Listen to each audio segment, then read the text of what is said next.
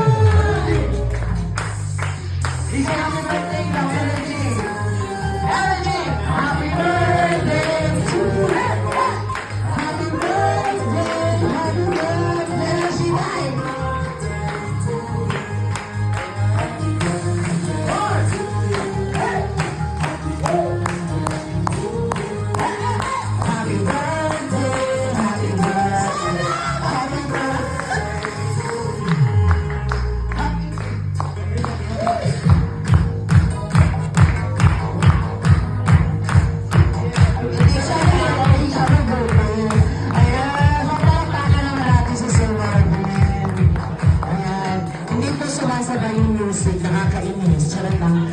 Ayan, so, Marvin, ayan, so, it's your turn to, ano masasabi mo sa atin?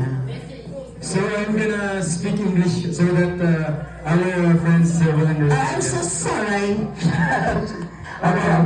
First of all, I would like to say thank you for making up your time to be here to celebrate with me for my very special day. Thank you so much. Also, I'd like to thank Ragtag family for making this night possible. Thank you so much for helping me out to celebrate my birthday now.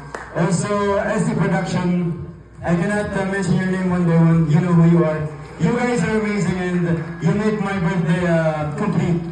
Also, my friends, my flatmates, Papaykon family, RJ, Gab, my Lebanese friends, Hani and the friend, Muhammad, Ryan, and the friend also. Our DJ, Mr. Francis and friend again. And of course our host, Michael and Jennifer Lopez. also I'd like to thank my RVM and my leader, Sir Rick and Sir January for making up their time to be here. So thank you so much guys. And of course, thank you so much Lord for another year and for all the blessings. Sometimes I'm questioning myself if I deserve it. If I still deserve it because He's giving me so much. So I would like to give it back to Him. So thank you very much. So, alright, thank you so much. So, anybody want to give any wish? Not all, not all. If you want, if you